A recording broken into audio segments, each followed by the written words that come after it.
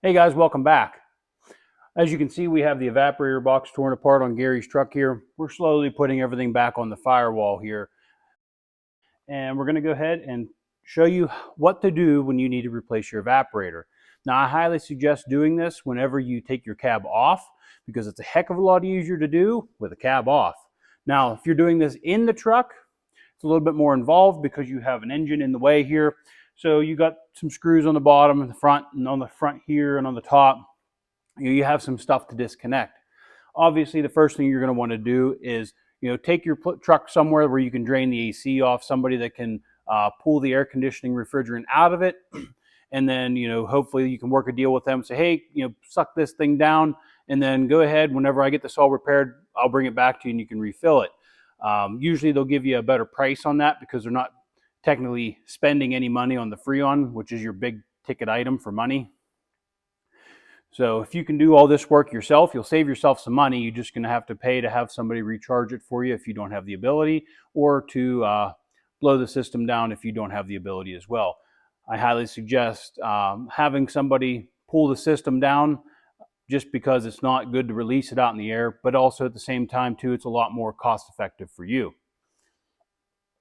So I'm going to show you what we got going on here. As you can see, we have the cover off. All right, this cover goes on here like this. But the first thing you're going to have to do is this hole here goes on this stud. So what I like to do is I like to just hang this on the off the truck a little bit. You have two studs on the far side that you can leave in. There are two bolts on the bottom that come in from the inside of the cab. They are removable without taking the dash out. And then there's two studs on the top here, the one you can see and one on the other side here. They're just nuts.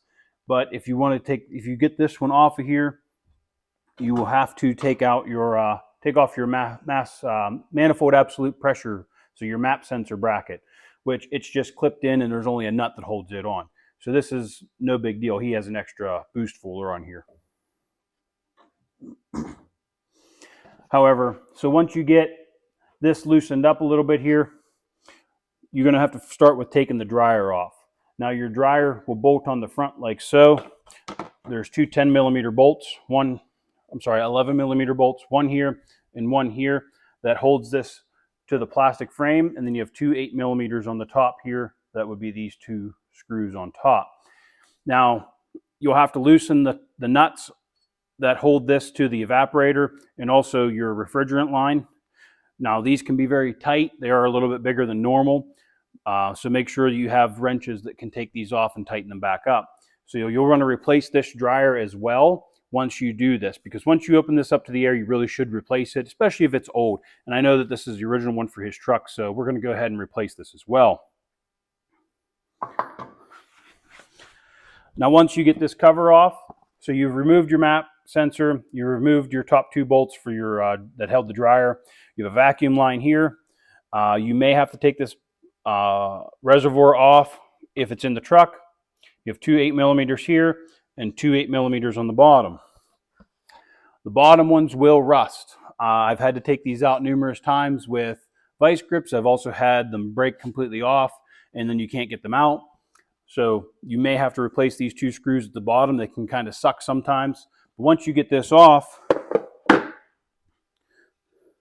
you'll have your evaporator and it'll be sitting in here just like so. Now there'll be a bracket on here that you're going to want to take off of here and install on your new one.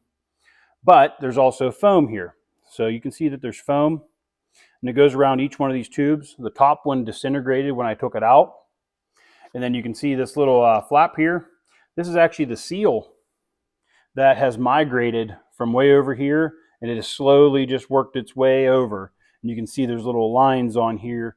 Just over time, it has pushed its way across. Now, his air conditioning system did work. However, we always change these out because of this. This is just, it's completely gunked up. It's filthy. There's even a little helicopter pedal in there from a tree, pine needles, and just anything that the fan can suck up through the cowl or through the engine compartment, it will blow right through this AC evaporator and plug it up. So we go ahead and replace these because this is the time to do it. Now, when you buy a new evaporator unit, they send you foam. this is where this foam is supposed to be. Like I said, on the other, I showed you on the other one, it had migrated. I put 2 pieces back here, adds a little extra insurance, and then your 1 piece here. That's where these go. Now you want them right up against the side that would be the ambient air side, because you want to seal it into the box really, really well. And then also I like to put the foam around the tubes for in and out of the evaporator as well. Now, I always put 1 layer around and I'll fit it into the box and see where it needs more. So you can see here that there's a couple different pieces on here, a couple different layers, because these don't exactly sit in the box perfect. So you want to make sure it sits nice and tight in your recesses here, both sides. But that's where you put the foam. So when you get new foam with these, it could be different variations. It could be thicker, it could be wider, but that's where the foam is supposed to be. Now you will slip this thing in here like so. And why I like to pull it away from the firewall a little bit is to get this little bit of flex to make sure that you are able to get this in there easily. And then you can go ahead and put your cover back on. Now, as you can see, the foam is nice and snug around the ports here. So that helps keep your airflow loss to a minimum. Now, that foam will shrink down, or will squish down pretty good, which is nice. But once you get this all back on here, you can see that, you know, it fits in there nicely. We got the foam around. You can take and start putting your screws back in to make sure that it stays.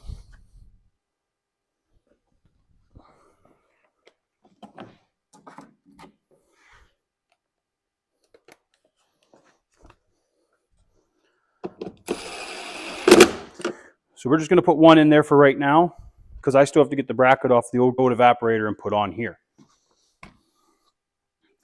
So this evaporator little bracket here, it's just a piece of metal.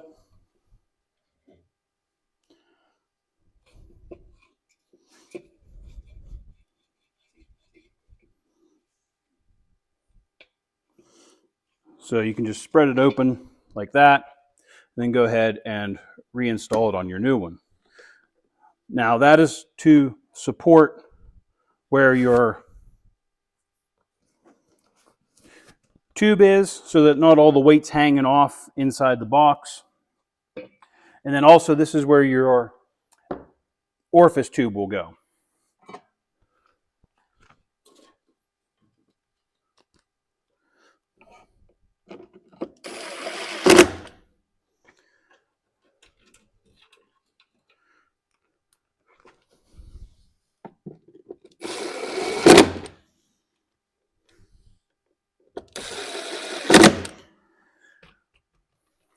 Now once you have your 2 here and 2 here put on, you can slide it back onto the firewall just like so.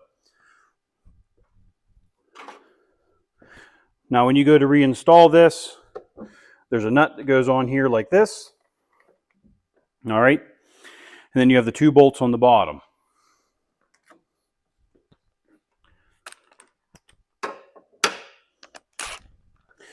Go ahead and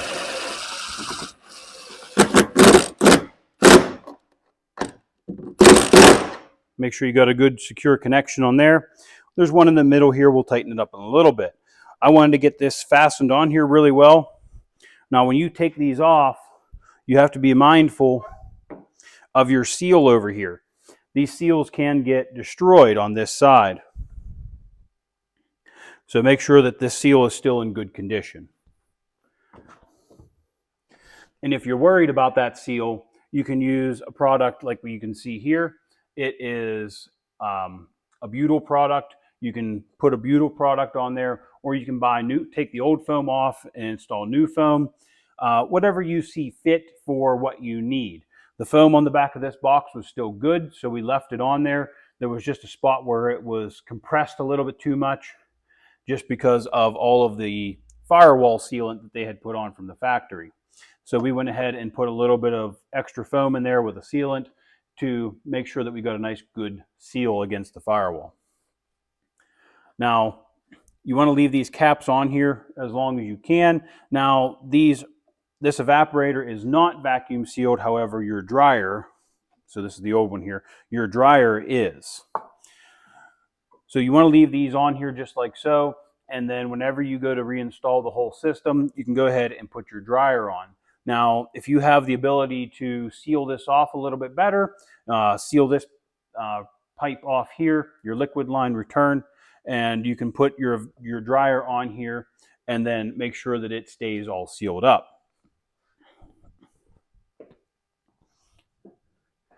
So we have a new dryer here. This is a new one that we have for his truck. This is the one he ordered. It does not come with your low pressure sensor. It does come with a new cap, and then you obviously have your caps over here. Now, whenever I take this off of here, it will have a vacuum on it. So I'm going to wait on taking this off of here. When you do buy your new evaporator, they do give you a new O-ring for here. Always make sure that you have the proper O-rings installed and make sure that they are lubricated whenever you are installing them. Now that we have this all secured, these caps can come out. Now, the evaporator is not vacuum sealed, and I'm not sure why. Anytime I've bought one, this little cap has been floating around in the box. So we're actually going to take a little bit of tape and put on it. And the reason we're doing this is because I would like to put the dryer on. And this is just to make sure that we don't have a vacuum leak. Because the dryer is vacuum sealed. So this is just a little bit of preventative maintenance to keep that dryer in good health. Now, I know it's just masking tape. It's not going to do a whole lot, but it will at least help keep that cap nice and sealed, keep it down in the pipe. Now, there is a hole in these, which is why I say that they aren't vacuum sealed. And whenever you buy a new evaporator, they send you a O-ring. Now, you should always, always, always lubricate this O-ring. And when you do lubricate the O-ring, only use PAG oil. All right. So you want to lube it up and put it in here and lubricate as much of this as possible. And even if you take your dryer and lubricate the inside of it when you open it up. Now, these should be vacuum sealed. Now we're going to be taking this one off. And we'll listen for any vacuum. You can hear it there.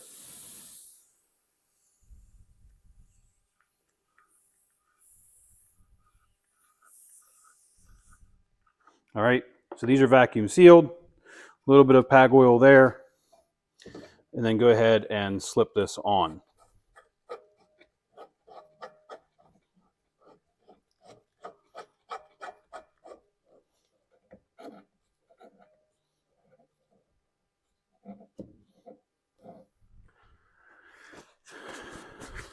Now we've introduced air into that system, which is fine because we don't have continuous air in there.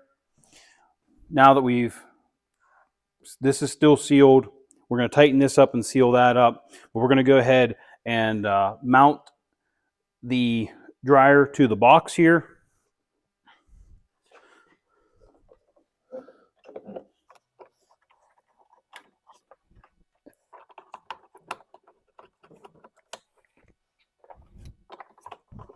And it's always nice when they put the tube right in the way, so kind of give it a little bit of a bend out of the way there.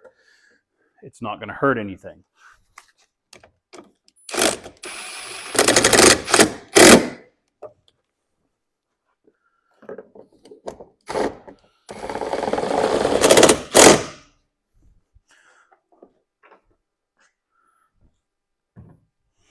So now that that's all tight, we're going to go ahead and tighten this fitting up.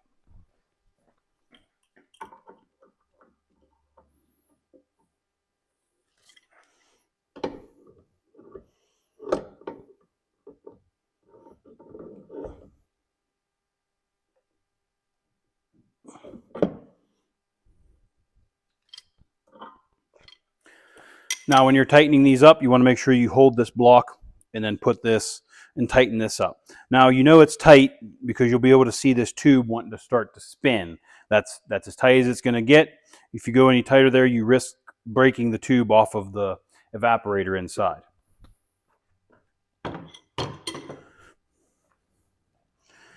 You can go ahead and hook your vacuum line back up.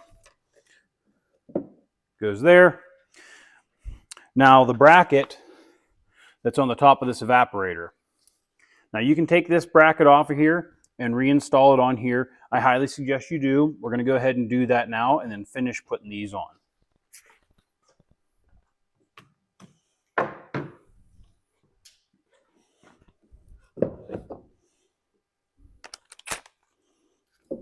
So this is also an 8mm.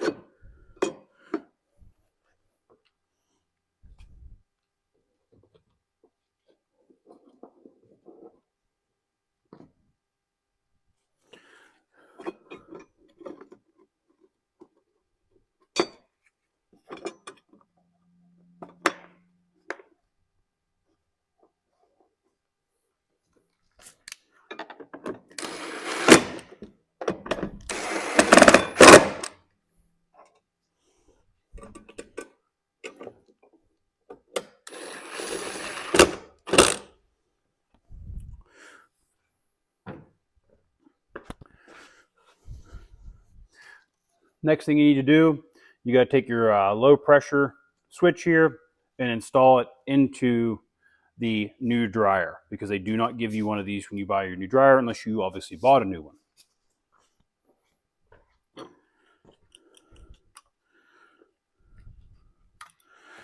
Very, very loose fitting. So go ahead, take that off of there.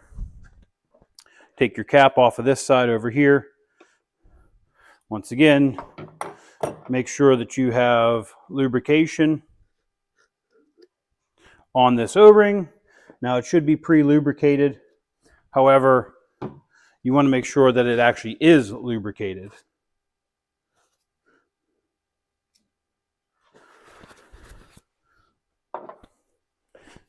And then go ahead and install your new your low pressure sensor.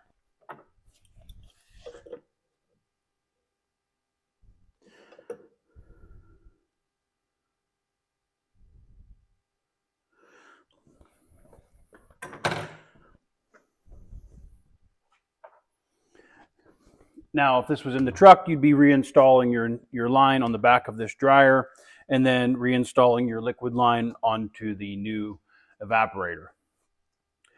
It's a fairly straightforward process. The only thing is you need to make sure that you are aware of your vacuum in your dryer, and you also need to be aware of the lubrication that's needed on each O-ring and where your O-ring should be. Now, when you go ahead and reinstall your new evaporator, you're going to want to replace this orifice tube. The orifice fitting will be blue or red depending on where you live. Most places will use a red one, and the Ford Motorcraft ones are kind of like a brown or tan, so you can't really go by them. However, your aftermarket ones are blue or red. Your blue is generally above 105 degrees. Your red is generally below 105 degrees. So, your extreme opposite ends of the climate.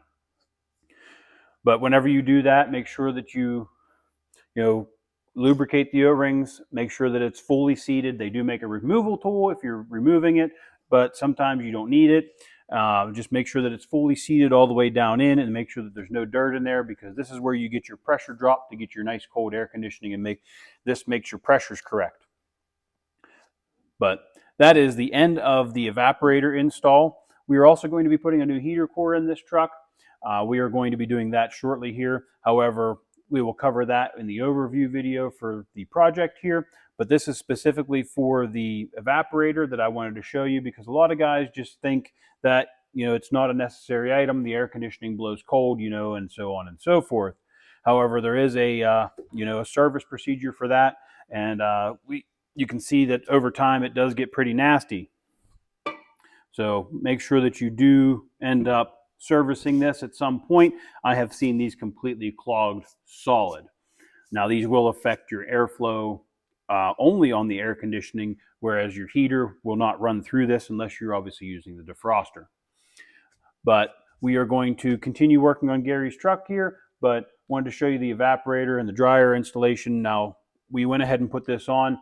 We're not going to be letting this sit here for much longer before it goes back on, hopefully. So we will be getting this air conditioning charged up relatively quick. But you don't want to leave this dryer open to the air. Like I said, you heard the vacuum come off of it.